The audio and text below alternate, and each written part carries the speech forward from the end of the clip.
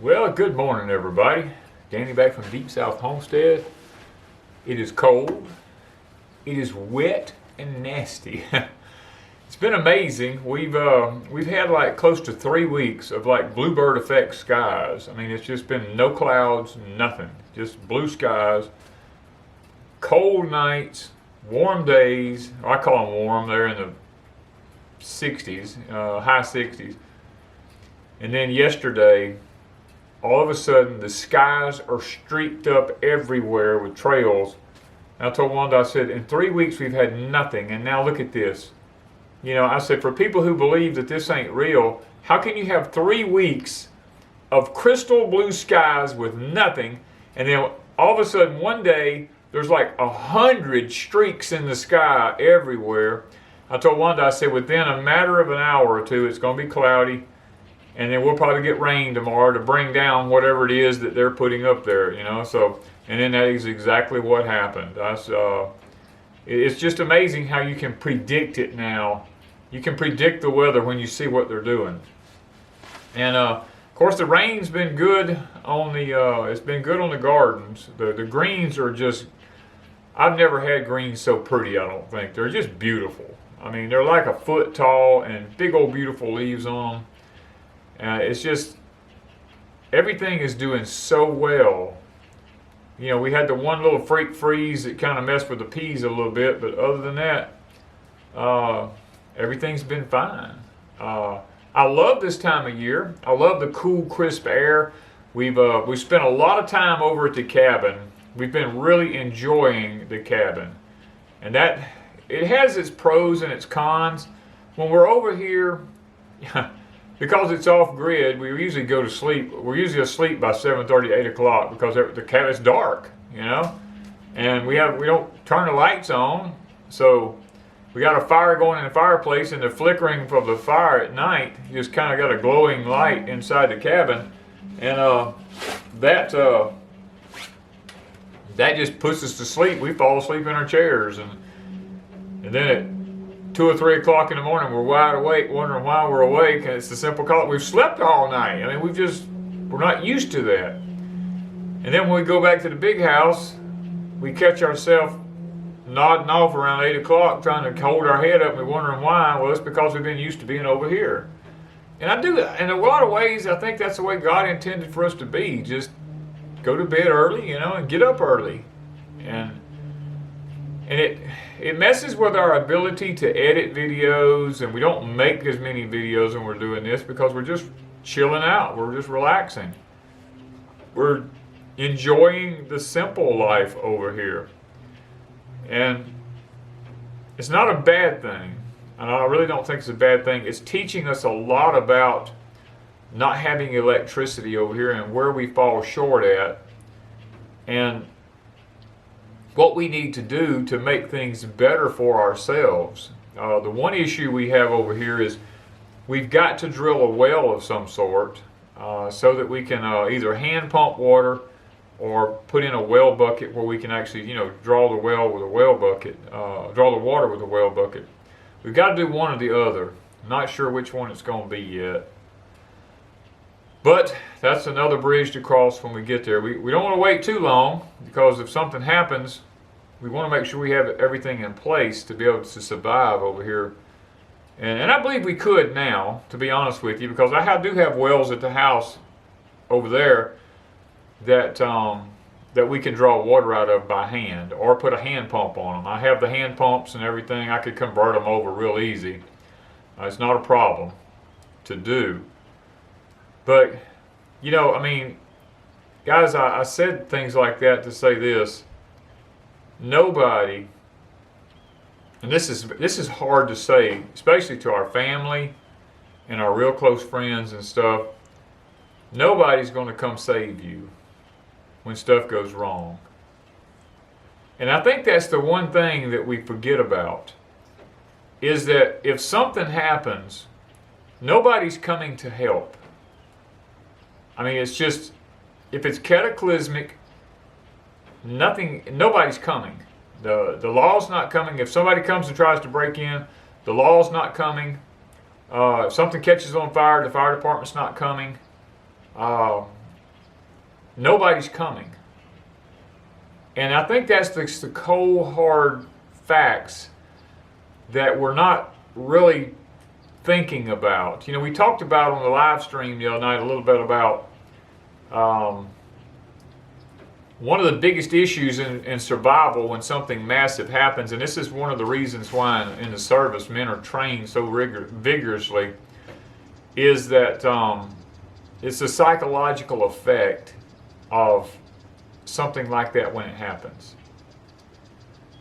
Most people say, well, I'll do this or I'll do that, you know, and I'm like, you know, I've talked to guys before. I said, hey, you know, I will not go into battle with someone who's never pulled a trigger on something. And I've had guys look at me and you know, and say, what do you mean? I'll do this if I have to. I'm like, look, I've pulled a trigger on somebody. I said, have you ever pulled the trigger on someone? You know, if you haven't, I don't want to go into a battle situation with you because I don't know what you're going to do. And I think that's what we're going to get into, is a lot of the psychological effects of how is something going to affect people once things happen.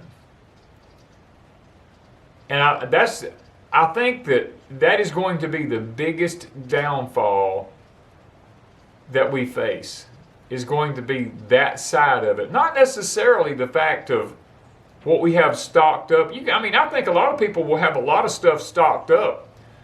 You know, maybe 2 or 3 weeks worth of stuff, if nothing else. And then when something happens, they won't know how to use it because they're going to panic. They're going to fall apart emotionally.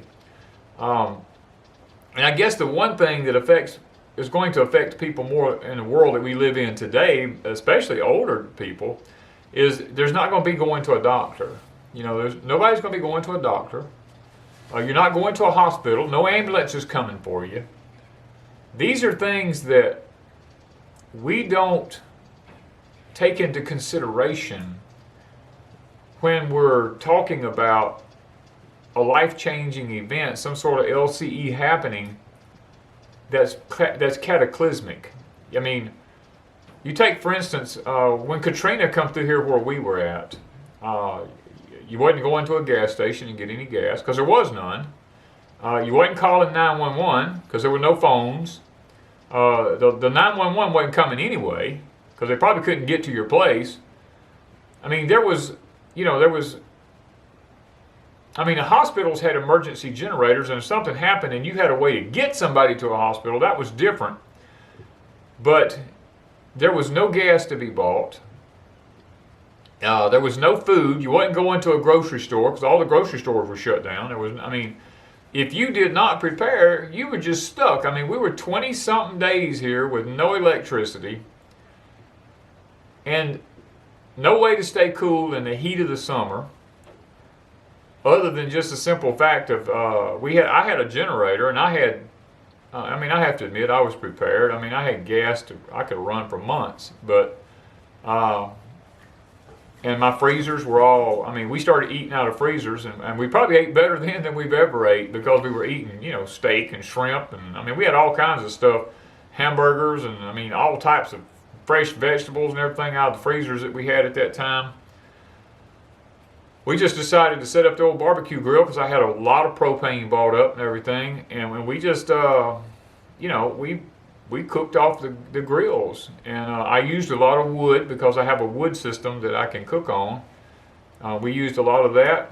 We actually done some canning during that time to try to take some more stuff out of the freezers so that I could actually cut some of the freezers off and wouldn't have to use as much gas because we didn't know how long we were going to have to go that way. Now, we couldn't stay in the house because I have a large modern home over here that's not designed to be off grid. We talking about 100-something degree temperature outside, and the inside of the house was just as hot as the outside was, and it was in the middle of summer. Humidity was unreal. Floors were buckling in the house. Everything was happening because of humidity. I had to sleep on the porch in a tent with the little fan blowing while the generator ran to keep the freezers cold at night. I had a little fan plugged in that would blow on me in the tent at night. And when the fan quit blowing on me, I would know that the generator is out of fuel and I would need to refuel it. So But nobody was coming out here helping me. I mean, I was here all by myself, me and my wife. We did not see a living soul for weeks, you know, coming to our place here. Now, I went to work every day because I was fortunate enough to be in a position where I never lost a day's work. Because I'm an electrician, on top of being many other things, I was able to, people needed electrical services back up and running, generators hooked up and stuff like that. I never stopped working.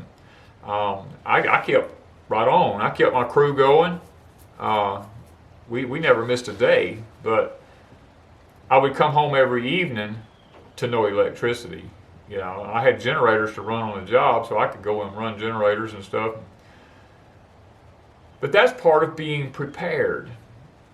If you're not prepared, nobody's coming. I mean, I guess that if you talk to people in other countries who's been through things, if you want, I'll tell you what, if you want to watch something that's pretty eye-opening, there's some documentary series on YouTube. If I'm not mistaken, I may get the name wrong on this now. It's been a while since I watched them, but they were called, I think it's called Wartime Kitchen or something like that, where people had to survive in places like Yugoslavia, Germany, and all these places over there, the Ukraine and places, Sarajevo and different things, without all the conveniences that they've always had, because war had destroyed so much stuff. I mean, I watched it as much as I've had to survive and taught it. I learned a ton of stuff about from these women who cooked entire meals because they were only permitted a certain amount of natural gas to cook with and heat their home.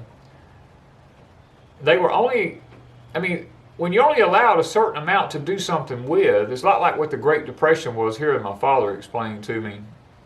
You have to learn how to, if you cook a meal, you can't just cook a lot of separate things all at the same time. These women on these videos I watched would cook one whole entire meal inside a pot with ways and I'm talking about, I never even thought about cooking that way. And it was amazing to watch. And I learned a lot from it. Because they knew in their mind, nobody's coming to help them. They either figured it out or they starved to death. And I think that's going to be one of the biggest issues we're going to face in this country here is when something happens, worse than what already has happened, whether it be by the simple fact that it's environmental that causes it, or whether it's man-made, or what, no matter what, the cause, it doesn't matter. What matters is when it happens, it happens. And you've got to be able to, what is the old saying? Assess, adapt, and overcome. You've got to have that mentality. And that's why it's so crucial with servicemen and women that they're trained not to think, but to react. Because they've already been pre-programmed on what to do. Thinking gets you killed. That's why it is so important to be mentally prepared to do whatever you have to do. And lots of people will just lose it. I mean, and that's going to be the sad part. And Wanda and I talked about this the other day. It's been so many years. I mean, we're talking a long time since other than Katrina, but other than that, it's been 40 years since I've had to actually survive. And I told Wanda, I said, you know, at our age, in our 60s, are we mentally prepared to do this when it happens? We know all the stuff to do, and we are pretty much set up to survive. But mentally, what will we do? It's been so long. Will we remember everything? Will we have panic attacks? I mean, what will happen?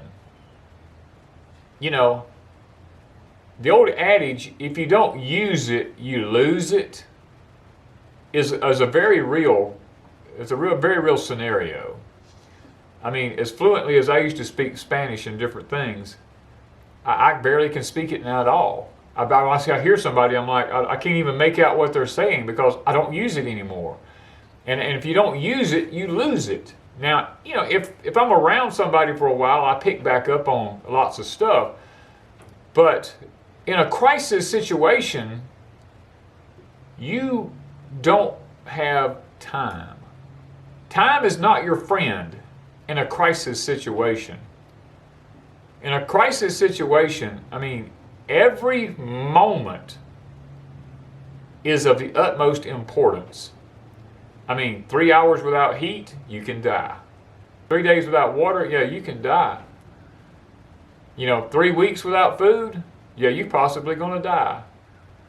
And these are, and if you can't keep your calorie intake up during the days that you need to be doing things, which is going to be every day, you're going to need a calorie intake of no less than 3,000 to 4,000 calories a day. You're probably going to need more than that, because when you get stressed, your cortisol level goes up in your body. Your cortisol level goes up. It can cause a host of things. It can cause the body to start storing fat. It can cause a rapid heart rate. It can cause panic attacks. I mean, it can cause all types of anxiety, depression. I mean, there's a multitude of things that can happen when you get under stress. The main thing is when people get under stress, they want to start eating. And eating is probably not going to be the thing that you need to do, because you're probably going to need to conserve as much food as you can and eat as high of a protein and fat diet as you can. You've got to get off this keto stuff and this, you know, high carb diets and getting off all that kind of stuff. No, you're going to need carbohydrates. You're going to need sugar. You're going to need protein. What people don't understand, you're going to need all these things. It's like when my wife had cancer, when my wife had passed away that had cancer. I mean, I've done so many hours worth of research into cancer. When I went into the oncologist's office, I mean, he's like, wow, it's like sitting here talking to another doctor. And I told him, I said, well, I'm trying to learn as much as I can. I said, I'm trying to withhold as much refined sugar from her as I possibly can. I said, I'm trying to stick with just like natural sugars from fruits and drinks and stuff like that we make here of our own. And one of the things that he said to me, he said, you're on the right path, because yes, sugar is like pouring fire on the gasoline with cancer. He said, but you have to balance it out, Danny. He said, because the brain needs sugar to function. He said, you pull sugar away from the brain, and the brain will shut down, and you can't think. He said, you can do as much damage as you do good. And I told him, I said, I totally understand that. I said, but am I also correct in saying that I don't need to cut the cholesterol back? I said, because she needs the cholesterol. I said, without cholesterol, your brain doesn't work either. And he goes, that's right. He said, that's the reason so many people end up with brain fog after chemo treatments and stuff, is because the cholesterol's down in their body. He said the sugar levels are down in their body. The red blood cells aren't functioning like they're supposed to. They haven't been, you have to have the bumblebee shot to be able to get the red blood cell and the white blood cell count back up where they can fight infections and actually, make their body function like it's supposed to. And he told me, he said, I'm amazed at what you're doing with her. He said, we'd done figured she was been gone by now. He said, but you've done a fantastic job in just keeping this woman alive. And then she lived for 6 years and wasn't given but just a few months to live. So it will work. And it's because we were in a survival mode. We literally knew that the body had to have certain things, because with cancer, she was under so much stress because it just bothered her. And I was able to, through counseling, to kind of help get her beyond most of that, to where that kind of stuff didn't affect her anymore. And she just accepted the fact that it is what it is, and we're all on a time schedule with God, and we're not going anywhere until God gets ready for us to. But that's what's going to be like when something massive happens. Now, like I mentioned on the live stream the other night, right before we went live, I got a notification that Russia had sent out all of its nuclear submarines out to ocean in preparation for something. And I don't know what. I have my suspicions about what it is, but I'm not going to talk about it here. It's not the place nor the time. But what if something did happen? You know, we're in the what if scenario now. I mean, you have to actually walk yourself through these things. What if I woke up in the morning and during the night some sort of invasion had happened? Because we don't watch TV, nothing like that. We have no kind of, I don't have a Delta warning system or anything like that hooked up. I mean, if something happened, I would just wake up the next morning and go to look at my YouTube channel, and I suppose I would see something then. If there was any internet at all and we hadn't been EMP'd or anything like that. And that's that's another big issue here. A lot of people are freaking out. China has developed a hypersonic missile now that can travel like, I forgot all the data I read on this thing the other day. I've been actually following this now for about, this particular missile build, I've been following for about 6 months now. And I'm wanting to say it flies like 6 or 8 times the speed of sound. It can reach a destination over 2,000 miles away and deliver a nuclear warhead. It can deliver an EMP attack. It can deliver tons of things. And the United States military is freaking out. The generals were kind of freaking out whenever I got my notification saying that, how is this possible? How is it possible that something can fly that fast? We don't have this technology. Where did they come up with this technology at for something to fly that fast? I mean, we're used to Mach 5 and, you know, Mach 7, this type of stuff. But when they're talking about 6 to 8 times the speed of sound, and these generals were like sitting there like, I don't know how this is possible. You know, I don't know what we could do to stop this if it happened. And they started panicking because our administrations for the last few years have not spent the time and the effort and the money into the development of the type of stuff we need to keep our country secure. And guys, if something like this happens, and it can happen in a moment's notice, I mean, we already know that the scripture teaches us in the book of Revelations that Babylon, which a lot of people argue this with me, and I don't care. I mean, it doesn't matter to me. I have my beliefs. You got yours. I'm not going to push mine off on you. You don't push yours off on me. But I believe that the United States is part of Mystery Babylon. I believe it's a system, and I believe it's a nation. I believe it's a combination of a couple of different things there. And the Bible plainly tells us in Revelations that she's going to burn in 1 hour. Now,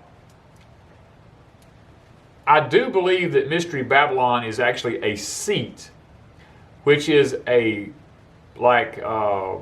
the scripture plainly tells us it sits on 7 hills.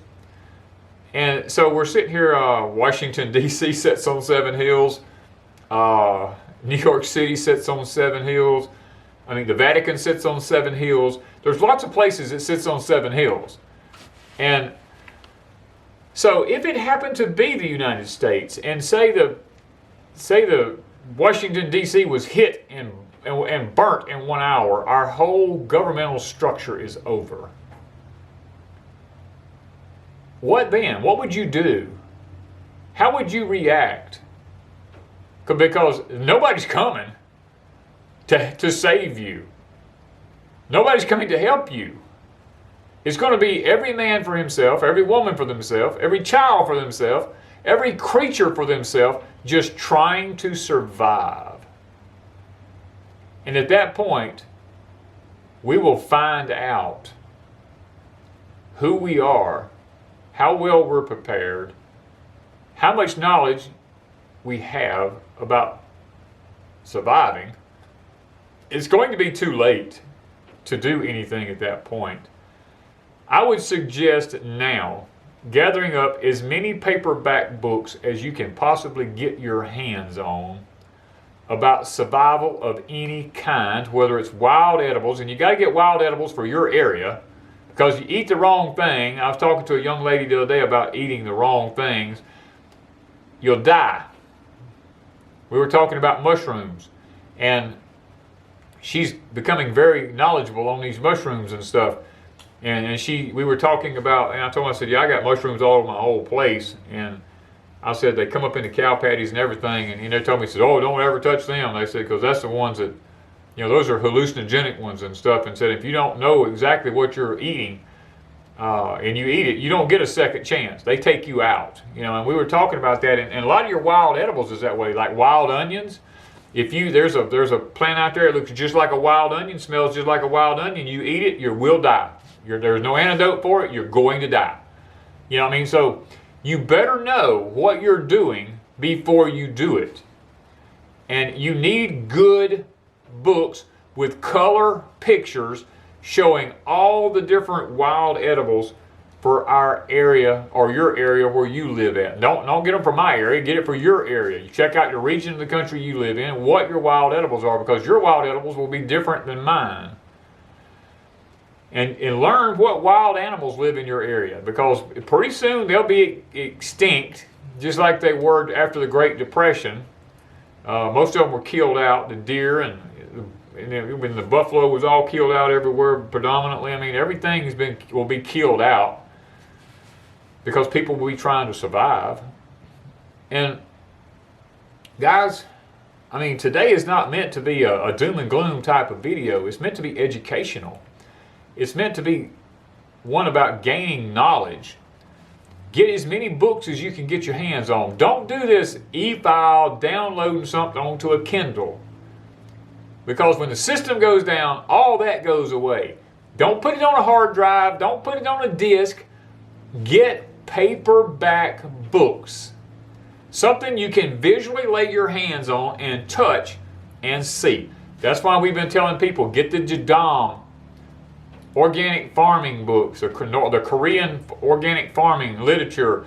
Not only the one on farming, get the one on pesticides and insects and stuff like that, and how they deal with them over there where they don't have everything at their fingertips like we do here, and how they grow luscious, beautiful gardens.